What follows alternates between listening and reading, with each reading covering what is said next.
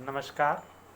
मेरा नाम प्रियंक मिश्रा है और मैं लाल बहादुर शास्त्री केंद्रीय संस्कृत विश्वविद्यालय के एक वर्षीय पौरोहित्य डिप्लोमा का छात्र हूँ। प्रायोगिक परीक्षा के लिए मेरा विषय विनायक शांति निर्धारित किया गया है, इसलिए मैं विनायक शांति के विषय में आपको कुछ संक्षिप्त रूप से बताना चाहूँगा। विनायक शांति के विषय में शांति प्रकाश नामक संस्कृत ग्रंथ में कहा गया है, तावद विघ्न परिहाराय विनायक शांति रुच्यते, अर्थात विघ्नों की परिसमाप्ति के लिए हमें विनायक शांति का विधान करना चाहिए। प्रमुख रूप से कहा गया है कि यदि कोई मंगल कार्य की तिथि जैसे विवाह आदि की तिथि निश्चित हो जाए और उसके बाद यदि घर में कोई अनिष्ट कार्य हो जाए तो उसके लिए उस कार्य को नियत तिथि पर करने के लिए दो विधान बताए गए हैं। एक प्रथम विधान तो यह है कि संवत परिवर्तन होने के बाद उस विधान को किया जाए, जबकि अन्य विधान विनायक शांति का है, अर्थात विनायक शांति कर आप किसी पुण्य कार्य को कर सकते हैं। उसके लिए कहा गया है कि हस्त पुष्य अश्विनी नक्षत्र हो, बुधवार या उत्तरायण हो, अथवा अनुराधा रोहिणी या विशाखा नक्षत्र शुक्ल पक्ष की चतुर्थी तिथि को विनायक शांति का विधान किया गया है। इन विधियों में विनायक शांति को करने की सामान्य विधि यह है कि जो पूजा करने वाला यजमान है वो प्रातःकाल स्नान ध्यान करके बैठे और संकल्प करे। जो संकल्प हमारी पूजन पद्धति में बताया गया है उसके अनुसार ओम श्री विष्णुर्विष्णुर्विष्णु अमुक गोत्रोत्पन्न अमुक शर्माहम अहम सपत्नीकोहम विनायकोपसर्ग शांत्यर्थम, उसके बाद अपना गोत्र और नाम लेकर के विनायक शांति के निमित्तार्थ संकल्प कर सकता है। इसके बाद सामान्य विधान यह है कि संकल्प करने के बाद गौरी गणेश का पूजन किया जाए, तदनंतर ब्राह्मणों का वरण किया जाए। यहाँ पर ध्यान देने योग्य ये है कि विनायक शांति का जो पूजा विधान है उसमें 4 अथवा 8 ब्राह्मणों के द्वारा पूजन का विधान बताया गया है। इसके बाद क्या किया कि सबसे पहले भूमि को शुद्ध करके एक चौकी लगाई जाती है या पट्टा लगाया जाता है। उसमें 4 मतलब पृथ्वी पर 5 प्रकार के चावल अथवा 5 प्रकार की दालें लेकर एक स्वास्तिक का निर्माण किया जाता है। उसके ऊपर एक चौकी लगाकर पूर्व आदि दिशाओं से निर्धारित करके एक स्वास्तिक का निर्माण किया जाता है।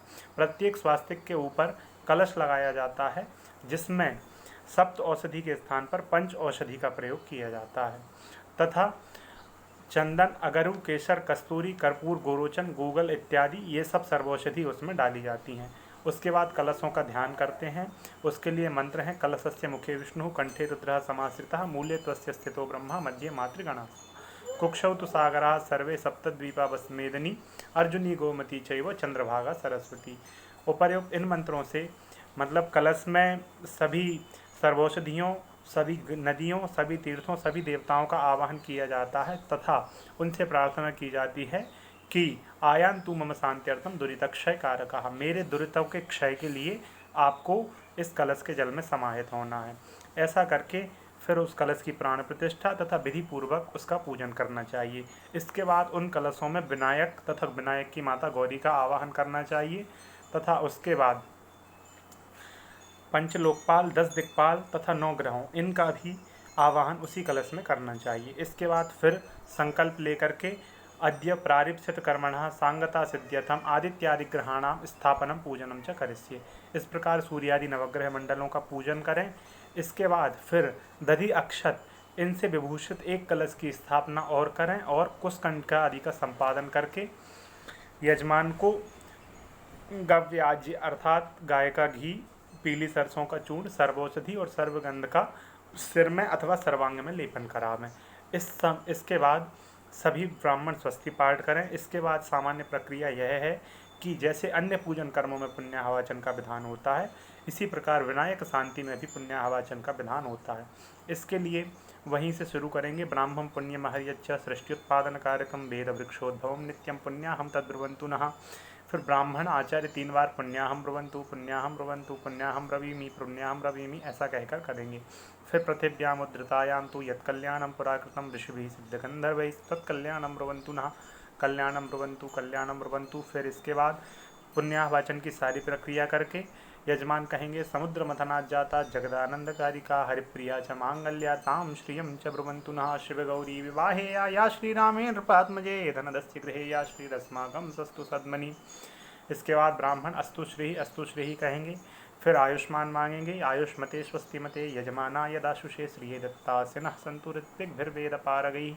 जो ऋत्विक भी है, अर्थात जो ऋत्विक होता, अध्वर्यु, उद्गाता आदि ब्राह्मण हैं, वो सब यजमान को आयुष देंगे। इसके बाद सामान्य विधान यह है, आयुष्मते स्वस्ति इत्यादि विधान करके फिर जो कलश हैं उन कलशों का यजमान के ऊपर अभिषेक किया जाता है।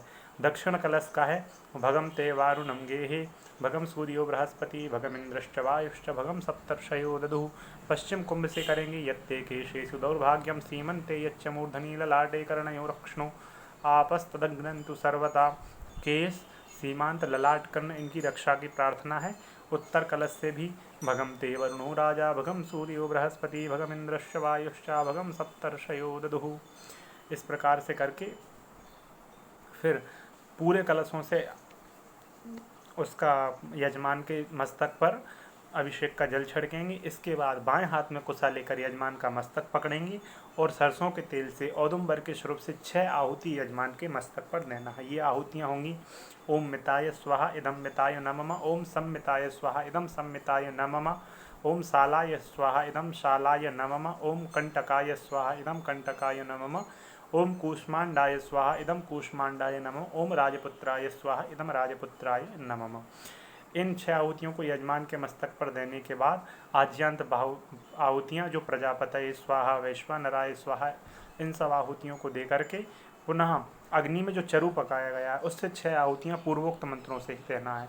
उसके बाद फिर से और आहुतियाँ देना है, ओम व्योम केशाय स्वाहा, ओम पार्वत्यै स्वाहा, ओम भीमजाय वासुदेवाय अर्काय सोमाय स्वाहा। इसके बाद 9 ग्रहों की आहुतियाँ देना है। तत्पश्चात द्रव्य त्याग का संकल्प करके इमानी संपादनीयानि हवनीय द्रव्याणि या यक्षमाणाः दिव्या ताभ्यस्ताभ्यो मया परित्यक्तानि। जिस देवता की मैंने पूजन की है उस देवता के निमित्त में द्रव्य का त्याग करता हूँ। इसके बाद सामान्य आहुतियाँ, गणपतये स्वाहा, अंबिकाय स्वाहा, सूर्याय स्वाहा, पंचोपचार से इनकी पूजा करना है। तत्पश्चात पंचलोकपाल, 10 दिक्पाल और सूर्यादि नवग्रह मंडल की एक तंत्रेण जल गंधाक्षत पुष्प से पूजा करना है, अथवा नाम स्मरण द्वारा प्रत्येक ग्रह की स्पष्ट पूजा का विधान भी किया जा सकता है।